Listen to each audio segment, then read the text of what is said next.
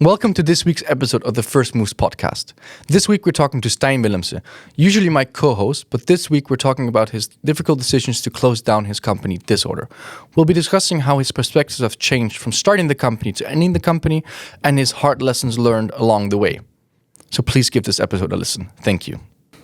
Welcome, Stijn, to another episode of the First Moves podcast, where you join us on the other side of the table, where usually you sit here.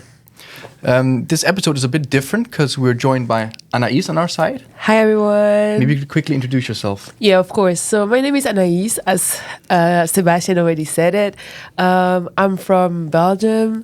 I'm a student here at Maastricht University doing digital society, my third year, and also taking a minor in entrepreneurship. And I am the marketing director of the First Move podcast. So, yeah, I'm happy to be here. Yeah, happy to see you on the other side of the table. Thank you. Yeah, instead of behind the scenes. It's nice. It's really nice. Yeah, good. So for the people who have listened to the previous episode where we introduced Disorder and you, Stijn, they already know who you are. Mm-hmm. Yeah. But for the first listeners for today, could you maybe introduce yourself quickly on who you are and what you've been doing? Mm-hmm. Sure. So my name is Stijn, 25 years old. I studied here in Maastricht. I did my bachelor's here. And while doing my bachelor's, I started a company called Disorder, where we use clothing as a way to start conversations around mental health. Ran that full-time for a year after my bachelor's, then started a second company called Aurora, which I now run next to my master's. So I'm studying again, and currently really just focused on learning as much as I can. Kind of finding my way of doing things, understanding how I work, what I can do, and how I can provide value in a meaningful way. I guess that's what I'm working on now. And a brief introduction as to who I am. Nice. Great. Yeah. And the context of you being here today is actually that we're going to talk about you having closed down Disorder successfully, I have to add. Could you maybe walk us through the moment when you actually realized that it was time to move on to the next journey? Sure. So I think it wasn't as much a singular moment. It's the way I look at it was that there were just these little pieces of information that were slowly creating a picture that showed that Disorder should close. And so this started already, let me think, about November last year. So November 2023. That was a time when I took the decision to take a step back from working full-time for Disorder, and instead I switched my focus to Aurora. Reason being, I, at that point, decided to be completely self-sustaining. I had support from the university, some support from my parents to pay food and rent when needed, but I wanted to go completely independently.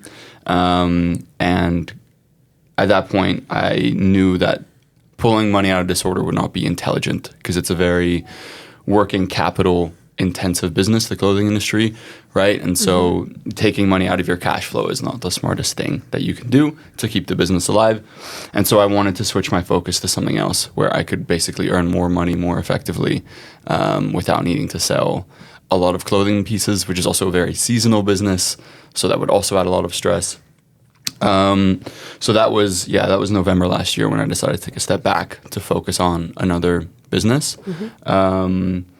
Now, that was a key moment, but I think that kind of following that time period, there were lots of other different little things that were showing that Disorder had its time. I think from the get-go, Disorder for me was very much a student project. It was never, I think, my forever business, however you'd want to put it. I care deeply about it, I still do, but it was very much something that I kind of wanted to say and put out into the world, seeing my past experience with mental health, and clothing was a way to do that. But I don't want to work in the world of mental health for my whole career, and I don't want to work in the fashion industry. So knowing that didn't align with my long-term goals, I also thought, I can keep this going and pour energy and time into it as much as I want, but it doesn't align with where I want to go. So that was my personal side, and I saw the same patterns in my team members. So people, they had found ways to express themselves inside of Disorder, but it didn't completely align with what they wanted to do either, or they wanted to work, in different industries or different places even altogether. And so then like piecing all of those things together, alongside with people leaving the team because of personal reasons or studying elsewhere, all these kinds of things created this picture that just made it clear that Disorder had had its time. And if we wanted to continue, it would require a lot of energy, an investor or a big bank loan, to kind of get it to the point where we wanted it to be. But none of us really wanted to get it to that point per se. Or maybe we wanted to, but the sacrifice didn't make sense.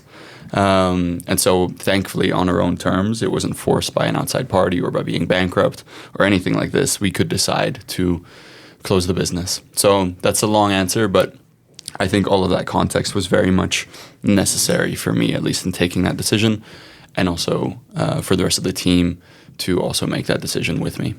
Yeah.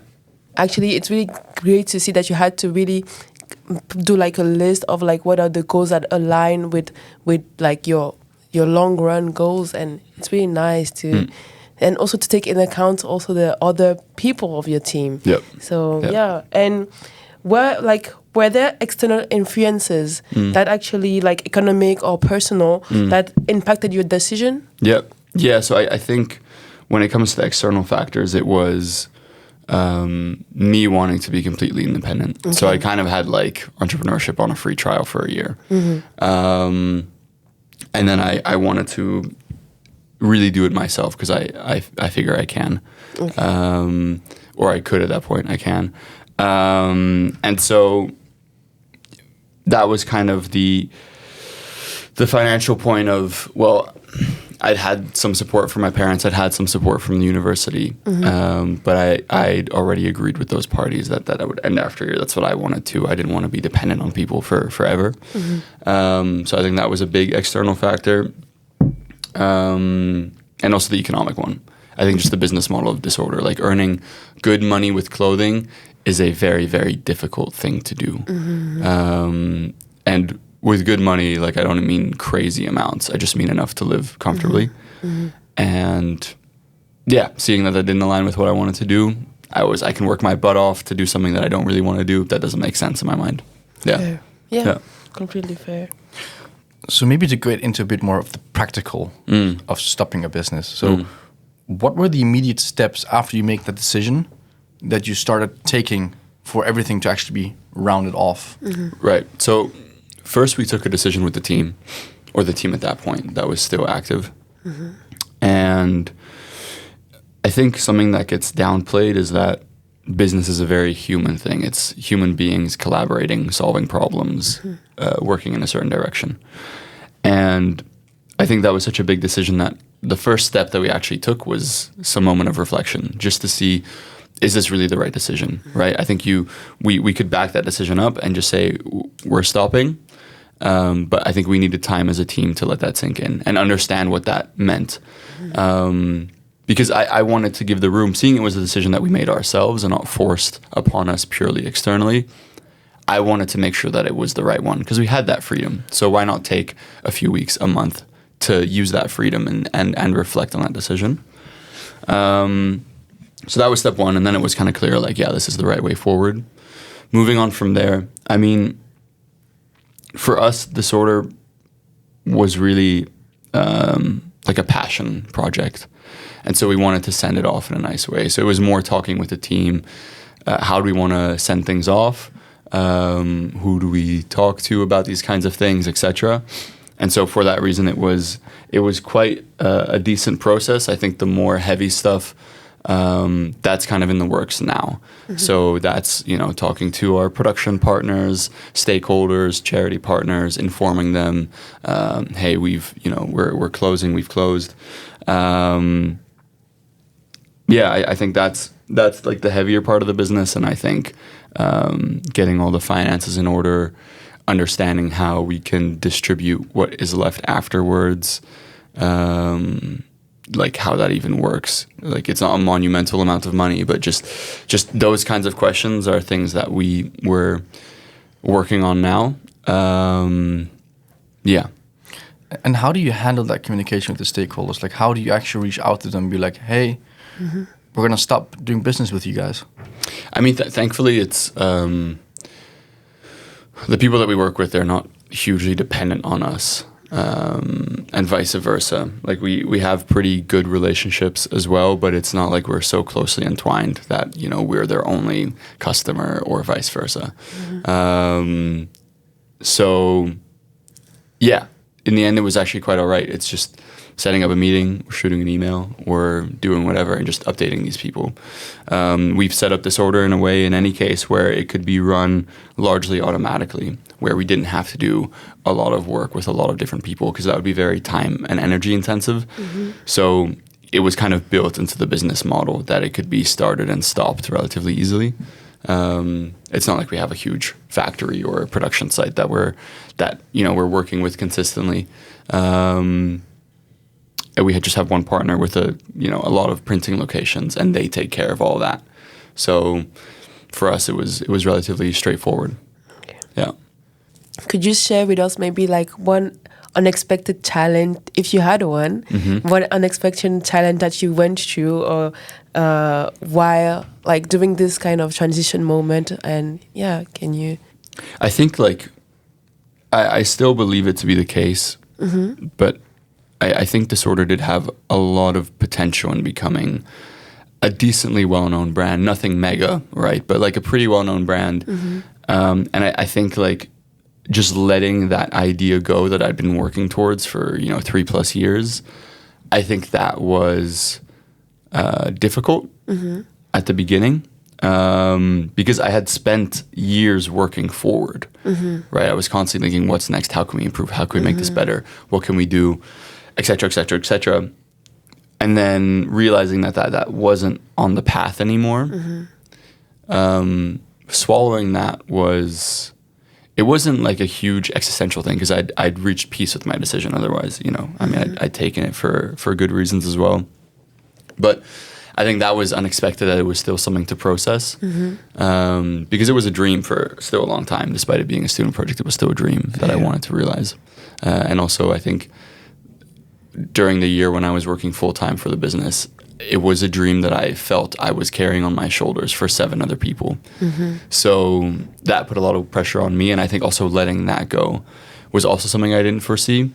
But I think in that process of letting go, it was actually very liberating. And the more distance I took from the business, the better I felt about it. Because I'd always felt it was not enough, it wasn't good enough, etc. But the more I was able to take a step back, the prouder I was, and the more I realized, like, holy crap, like, I wanted to simply start a few conversations around mental health, and then a few years later, I've done that in 19 countries. Like, dope. Yeah, dope. Exactly. Which is a cool thing to say now, but I think when I was like, if you were to talk to me a year ago, I would have been like, why is it not 20? Why is it not 25? Why is how can I get my revenue up? How can I, because my mind was always on the problems that we were having. And there's a nice quote I ran into the day before our closing party, which was to live life properly, you need to live it forward, but it only makes sense in reverse. And so I was living forward for years and years and years on end, but only when I took a step back and I looked back did it make sense. Yeah. And so I think that's been a challenge to have that mindset switch, but a positive one for sure. For sure, yeah. That was deep. And considering that you call this a student project, but it's still a very emotional thing to you, obviously you put 3.5 years into this. What were the most difficult emotions that you had to face during closing it down with by yourself, but also with your team? I think with the team, it's what could have been. And I think in honesty, there were some frictions inside the team, nothing major. We're all on good terms, but when you're working together, you have different perspectives on things. And so naturally that'll lead to some friction. And it's actually a healthy thing to have as well, some level of conceptual conflict, not personal conflict. But I think leading up to that, I think it was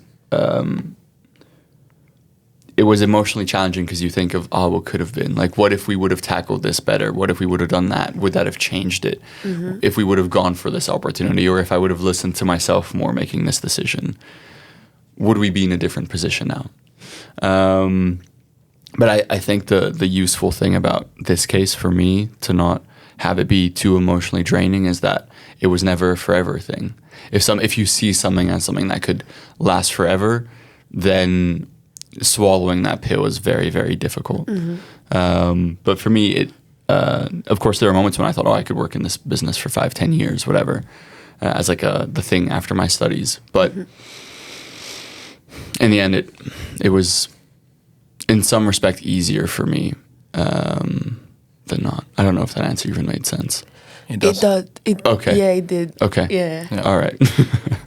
And then you're saying that it could have been a 5 to 10 year business you're in, but it only lasted 3.5 years now. Yep. Looking back at those 3.5 years, what are the key lessons that you learned during those 3.5 years, and what are the key lessons you learned from actually closing it in the end? One of the first lessons that jumped to mind is when you start a business, I think a lot of people are so focused on looking outside of themselves for certain answers.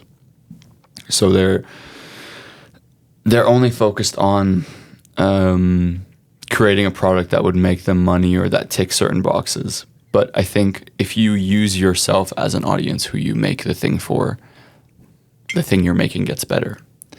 And Sebastian, you and I had this conversation with Eric, one of our mentors, that business is very much a form of self-expression. Yeah.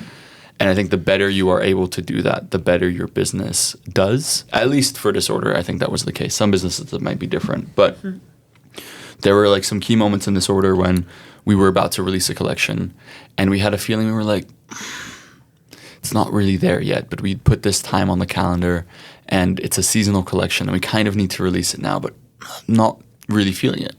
And in the sales, you see the exact return. You're like, it was okay, but it was not great.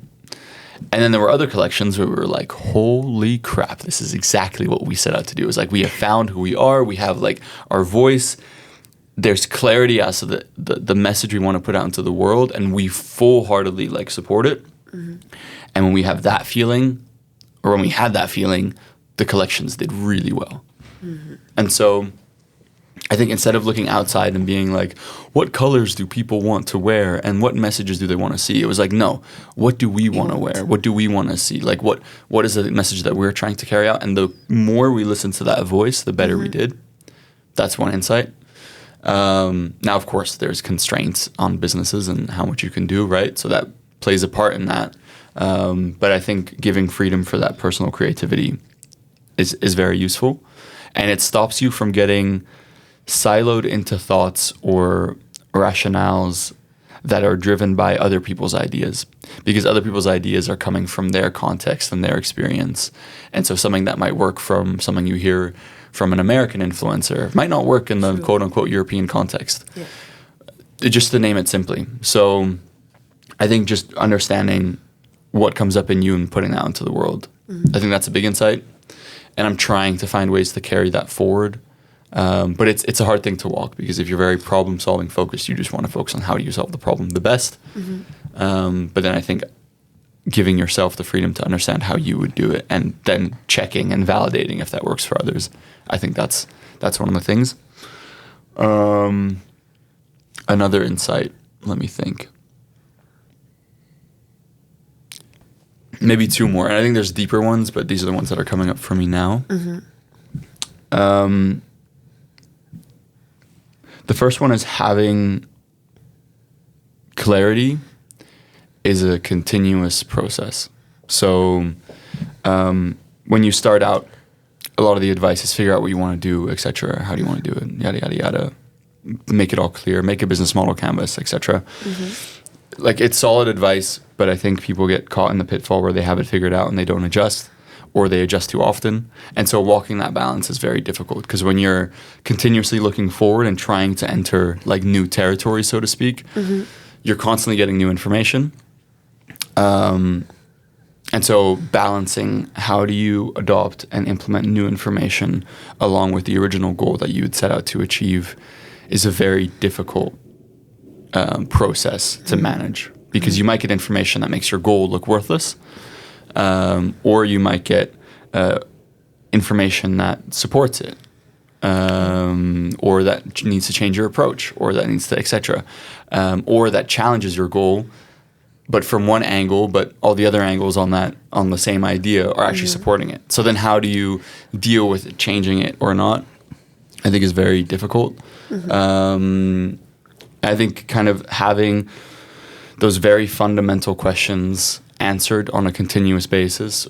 Why are we here? What are we doing? How do we do it? What's the most important thing for us to achieve success in the upcoming, 3, 6 months, 2 years, whatever? Like asking yourself those questions on a continuous basis is very useful, because a lot of time people are thinking different things, having different goals, because they process the information that they've gathered in a different way. So continuously touching base with the team, with yourself, understanding with clarity of mind where we're going, I think that is very important. And I see that now with my other business, with people that I'm working with. These are huge companies, hundreds and hundreds of employees. A lot of money or assets in these organizations, and they're running into the same issues, and they're causing really big problems. So I think if you can do that as a leader or just as an entrepreneur, then it makes your life a lot easier. Yeah, that's one. And then the other one is giving yourself the time to get that clarity. Yeah.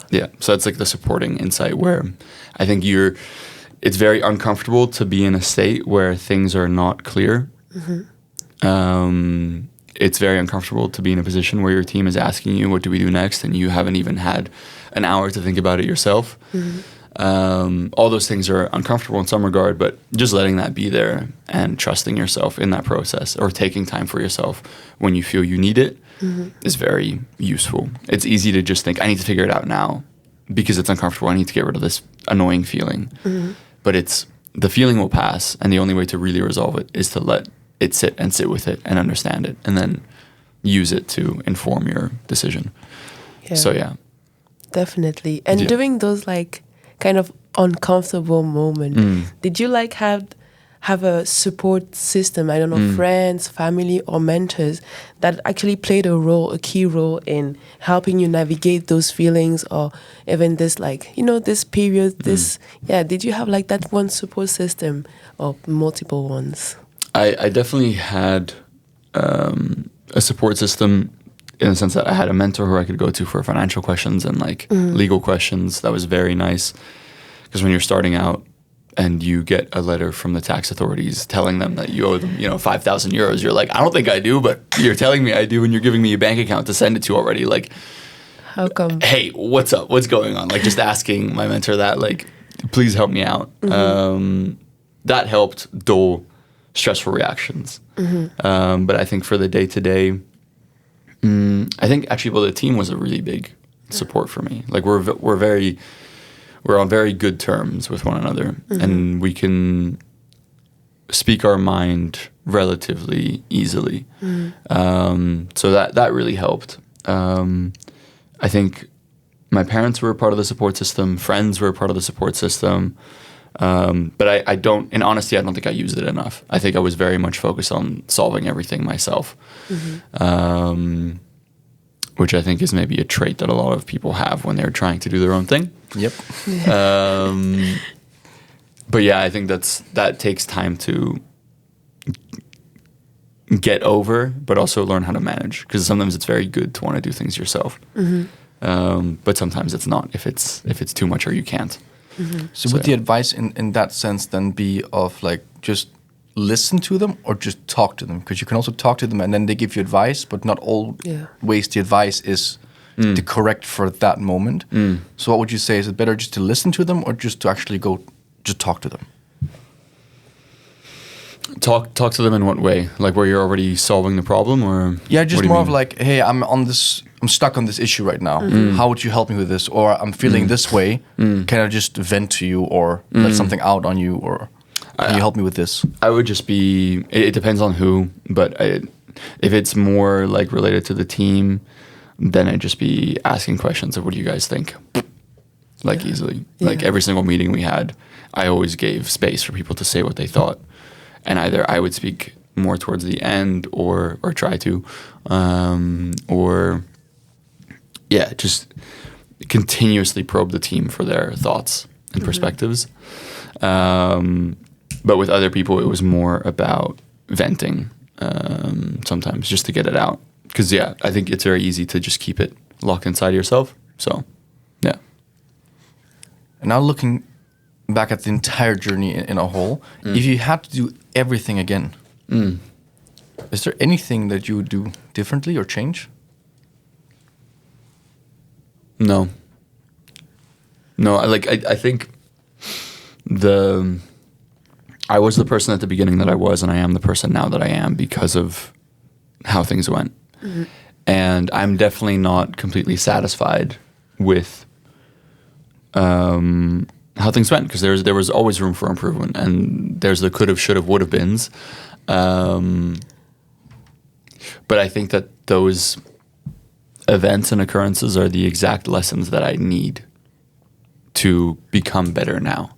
So I wouldn't change anything. Of course, I think, I could have learned that, or I could have improved that. But I think the fact that I'm saying that only happened because I made the mistake in the first place.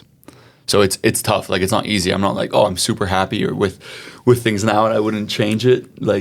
I wouldn't change it because the slight feeling of the slight negative feelings I have about it are the things that create the change in me to work on them, or to change these things, or they're the painful points or lessons or expectations I had that were sometimes unrealistic or whatever. And just checking that with reality, I think, was a very useful thing.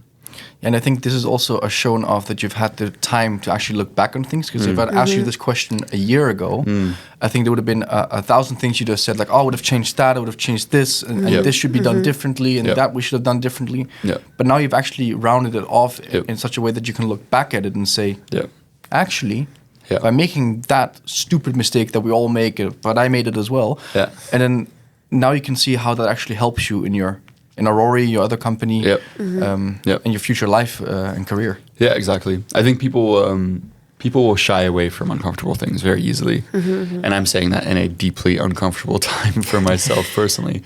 And it's very hard to embrace it fully and to let it be there. But it serves a massive purpose if you let it and give it the space. And how would you say this experience actually shaped your perspective on entrepreneurship and innovation right now? Like, it's very hard. It's messy. Fair. It's very hard and it's messy, but I also feel like there's I'm not going to say there's like secrets to it, but there's these mechanisms, I think, that you kind of learn or understanding how things work, that when you have that, you're like, oh crap, that's like a little tool in the toolbox and I can use that. And then it ups the way that I can play the game of business or whatever a lot. So it's messy, it's difficult. There's a lot of uncertainty. There's a lot of stress. But also there's these tools that you can use to really mitigate those things and make your life a lot easier with them too. It sounds a little contradictory, but I think like a few examples are like, with Disorder, I already alluded to the fact that the business model was not perfect. Like the clothing industry is just very difficult. And then we would give also these workshops to the side of it as a way to create impact. And we would do them voluntarily or paid, depending on if the person or the client wanted to, or if they had the financial capabilities to do so. And then, we could be working our butt off on a collection for months and, earn some good money on the first day, let's say. And then we would have the margins, the last few months of work that would have to come after. Like, you put all of this work in it beforehand, and then you get some money, and then you get a bit of money, in the weeks and months thereafter. But then there's other business models where you can earn a lot of money very, very, very quickly because you have leverage and you provide more value. And the way that you solve problems or deal with pains of people or help them get further with their goals, if you can understand those mechanisms better, you can create something that is far more lucrative, not only in a financial sense, but also in the impact you can create, because they're usually related, or at least I hope they are. And so then I would do these workshops, and I would get paid obscene amounts of money for my age to do them. And I was like, oh crap, like that's another route you can take, and learning and understanding why are they even willing to pay that much money for what I do. Like it sounds a little silly, but yeah, I think you learn to understand that you can play the game of business in many different ways, and there's a way to make it very hard for yourself and ways to make it easier for yourself. Despite it being still very difficult and messy. But I think that's also one of the keys to entrepreneurship, kind of. I don't know if you can call it the key, but it's really the trial and error phase of your life. And a lot of people say that that's your 20s. Your 20s is meant to just try out everything. Yeah. And 99% of it is going to fail. But that 1% that you get right, that's already good for the rest of your life. And that's what you're trying right now as well. It's you did this order, and you didn't fail with this order because you didn't make money, and you closed it off in a nice way, didn't go bankrupt or anything like this. So it's not a fail per se, but it's more of you made the decision yourself because of the lessons you learned through it, and you take those now onto your next ventures. So you're already through that trial and error phase. And that it's going to continue now for a couple of years still. Oh, for sure. Probably for like another decade or so. Probably. If not my whole life. Yeah, for probably the whole life. But you'll have the lessons that you learned earlier on, so that the errors are going to be less than the trials in the end. Yeah, exactly. Yeah, but I think even if the sorter went bankrupt, and even if we failed on paper, sure. Like I'm not someone who says like failure doesn't exist, but like I would have still. I think it would have taken more time. But I would have still been very proud, because I was a very lost, relatively unhappy, not per se undriven, but like somebody who didn't really know what they wanted to do in their life when in the year preceding before I started Disorder, and the years before as well. And then when I was 21, when I'd started it changed, and like the way that it impacted me changed so much that I don't think I could ever, even if it failed on paper, look at it as a failure, because I went out there, and then my team joined me, and we went out there and we solved something we cared about, and we had impact on 19 countries. Like I keep saying that number over and over again in my head because it's obscene to me. But to me, that I don't think I could ever take that as a failure. It's just the model maybe wasn't intelligent. Financially, if that were to happen, right? So, yeah, it's always very gray, and I think it somehow gave purpose to your life at that moment, and like gave you like a goal, something to look up to when you wake up in the morning, right? Yeah. Like you were like, okay, I have something to look up to. Today I have to do this. I have to carry on my shoulder this team, tell them what to do, and it just gave you some purpose, and it just made you feel good, right? Yeah, it was a nice sense of responsibility. And I think I learned how to deal with it better than I would have without it. And otherwise, I don't know where I'd be now. Like I'd probably be I would have done my master's already because I wouldn't have worked in between, and I would have been in a job that I maybe would have somewhat appreciated. But I think now, whether I go work after my master's or I keep doing my own work, I'm going to appreciate it a lot more. Exactly. Yeah. So with all these experiences you've had now, for the entrepreneur listening right now who's on the brink of saying, maybe it's time to shut it down, what advice would you have for them in the process of this? Well, there's like the factual side. If your business is just continuously losing money and it's not working, maybe it's time. Maybe it is. Maybe it isn't. Maybe it's like, hey, maybe you're just in like a 5-10 year process, and then at some point it'll click and work. That's what makes it very difficult to make that decision. But if it's factually ruining your life, maybe don't. Like maybe don't keep going. But I think it's so context dependent. It's hard to give advice on that. But I think there's the factual side to look at that, and there's the emotional side. Like for me, it was much more of an emotional decision than anything else, because I didn't want to keep working inside the business for 5 years, so why would I do it for the next year? Right? It didn't feel as rewarding to me as it had before. And to get it to the next level of rewarding, like I said, bank, investor, whatever, I need more money. But then it's always the feeling of not having enough and chasing more and more and more. And that's something that I think goes contrary to what I try to value. So, okay, that doesn't align with that either. So I think you have to really weigh, do you really want this? Is this really the thing? Or are you just scared of not having it anymore? Are you just scared of what people will say about you? Are you scared of sharing this decision with a team? Like, are those the things that scare you? Then if that's the only thing holding you back, then do it anyway. Like, the fear will be there, just act despite of it. And it's probably the right decision. But if it scares you because it feels like this is the thing for you and you don't want to give it up because it feels like who you are as a person, then keep going. That's my 2 cents. I mean, I've only closed down one business, so my sample size is 1. Not sure that's the best thing to build it on, but yeah. Well, yeah, I mean, it makes sense, right? Whenever you're not you don't have this willingness, this motivation anymore to keep going, and it's just like, okay, now I think I'm not doing this for the original.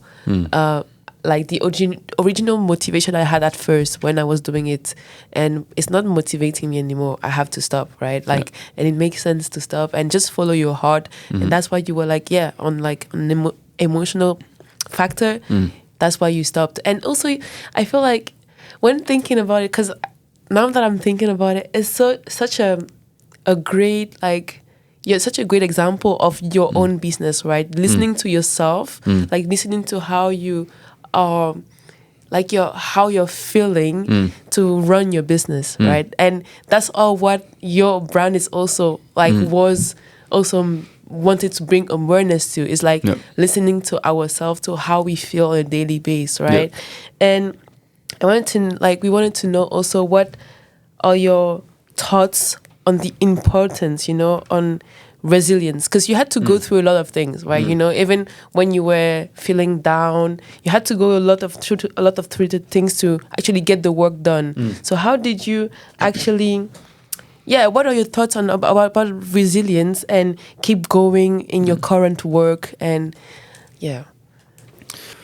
when it comes to resilience, to me, it feels like I'm almost always chasing something, and it's exactly that process of chasing it that is resilience to me in some regard. So you'll have your own definition of what a tough time feels like.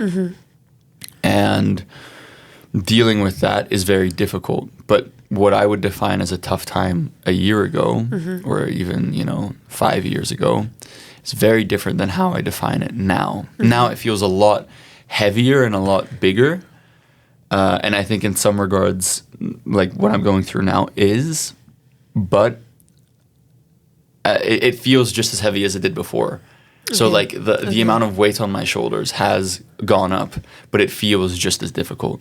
And so resilience is this thing for me where you're going through life, and I think if you're growing, the questions and the problems that you deal with, they get bigger and bigger and bigger, but they feel just as difficult. Okay, fair. And I think now I'm more at peace where the phase that I'm in now might take, a year or whatever to resolve.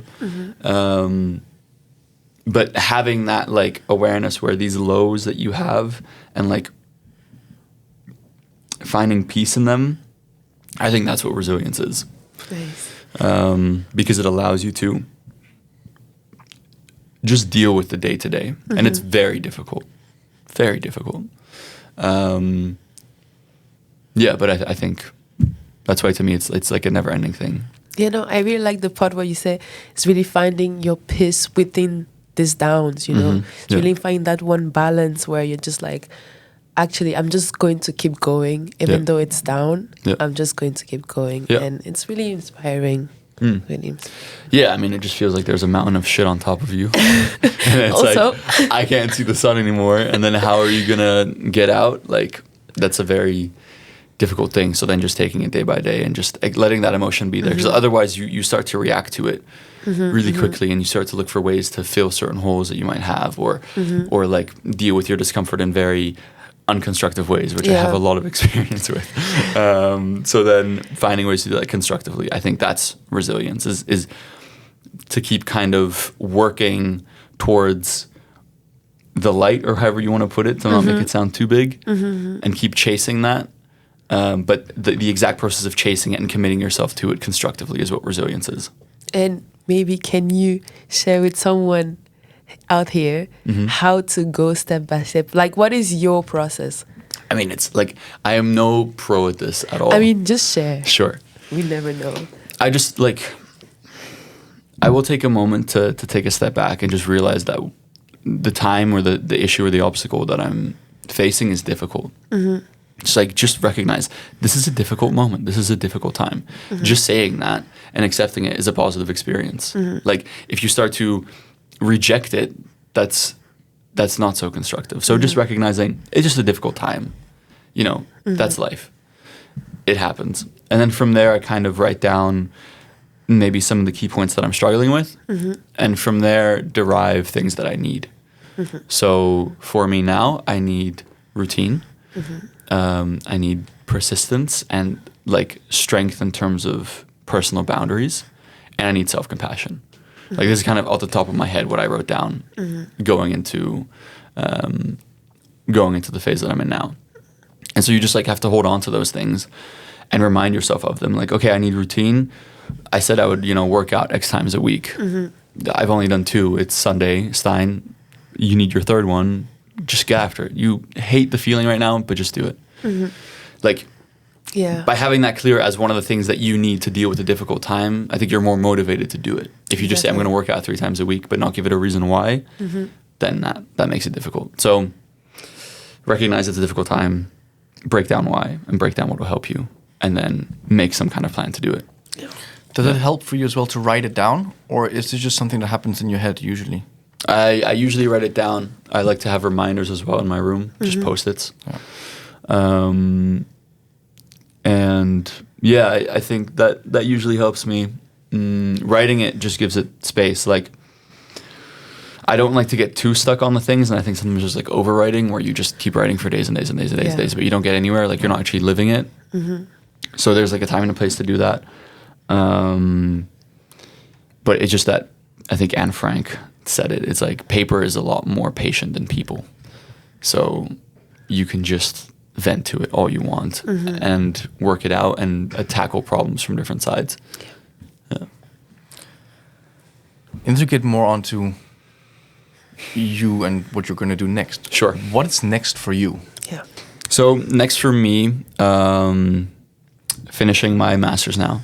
So I made that decision after working for Rory, the other company, full-time for a year, because I felt like I was lacking some key pieces of knowledge, and I was wondering, okay, where can I go next? And then I could go get a job, I could take a loan to have more playtime with Rory, I could find an investor, etc., to just give me more time to learn those pieces of information, or I could go do a master's.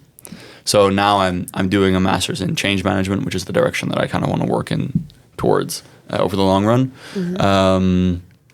So focusing on doing that well is one key point. But I think next to that, I have one big client now for Rory, which I work for a couple of days a week, which is super exciting client work. Like, it's the coolest job I've had so far, I think, ever. So I think focusing on that, and then just kind of that clarity question that I was talking about before, instead of doing that for an organization, doing it more for myself. There's been so many changes in the last few years of my life that I feel like I've kind of lost that North Star. I know it's there, but I just kind of need the clouds to move out of the way, and then I can see it again. So I think working on getting those clouds out of the way will help me as well. Yeah. So we usually have this closing tradition on the podcast where our guest brings an item in. Since you already been on the podcast before, and this is a bit of a different context today, maybe we can just ask you a question as today's closing tradition. Sure. And that is, if you had to pick one defining moment from everything you did with this order, what would it be and why? I think it was the moment that I switched from looking forward and only trying to improve things to looking back. And so this is a very distinct moment for me where we had scheduled a team weekend in March 2024, I think it was. And we'd rented a house in the hills here in Limburg and just got all together in the house and just spent time. We would, go out to restaurants and go for walks and just spend quality time together with the team. And it was a really, really lovely experience. But it was also a time in the team when there was really high tensions. And it was also 4 months after I decided to take a step back, which was taken by the team not in the nicest way, because I, in some sense, kind of abandoned them from working full time, right? So it was just kind of a moment to land. And there was a piece of text that I had written for the team, which was basically looking back. So it was like, I'd finally kind of settled into my head that we had achieved a lot. So, we were a scrappy team of university students with zero experience in a very small city, in a very small country, in the corner of Europe, who decided to work on something that they cared about, and who at that point spread it. I think then it was like 14 or 17 countries around the world. Damn. So it was just taking a moment with the team and just like drilling it home to them, like, things might not be super nice now in terms of the foresight. And it was the moment when it was also sinking in that disorder might close. But look at what the hell we did. Like, we can focus on shit, it's all going wrong, yada, yada, yada, yada. But just take a second to look back. I think that was a really defining moment. And it was the moment when, I think one of the first moments when I felt properly proud of what we'd done, which is rare for me to feel. So I think having that was very nice. I think for a lot of entrepreneurs, that's a rare thing to feel, is because everything is always like, oh yeah, yesterday was a good day, but tomorrow might be shit again. So let's focus on what's going to happen tomorrow and make sure it's not going to be a shit day again. Yeah. So it's a very good thing that you got that clarity at some point as well. Be like, actually, looking back, I am proud of this. Yeah. We did do this. Yeah. We did it right, and we did it the good way. And it might look bad now, but exactly. And I mean, like, I started Disorder with just a little over €1,000 in my savings. Wow. Like, and building it over 3 years with a group of people to sell in 19 countries, like, that's obscene to me. Like, realizing that now, I'm like, what the hell did we do? Yeah. But then that's because you're so focused on solve problem, get better, that you don't see that. So realizing that is like, oh shit, we did something. Definitely. Yeah. Thank you, Stijn, for coming. Thanks. I hope I made sense. And joining us on the other side, definitely. And thank you for sharing it's a very personal story as well of closing down the company. So thank you very much for opening that up. And I hope the listeners are going to get great value out of it. At least we did get great value out of it. I hope so too. And also, like, for those listening, if anything, the message of today should be, if you haven't started yet and you have an idea to start, just start. Like, you don't lose anything. I haven't lost anything. I've only gained and grown. So just go. Like, don't be scared of the potential failure on the other side. No. And if you're scared, take a moment to understand the fear, sit with it, understand where it comes from, and then act despite of it, and you will feel better and stronger on the flip side. So just do it. Wow, Nike needs to pay me for that one. Yes, there we go. Thank you very much for coming. Thanks. Thank you. Cheers. Thank you very much for listening to that episode of First Moves. If you want to connect with our guests personally, make sure to follow us on LinkedIn at First Moves. We also have an Instagram called First Moves Podcast. And lastly, if you could take a moment to leave a review, it helps us make the show better for you, but also helps us get even better and more insightful guests over the long run. Thank you very much and have a great day.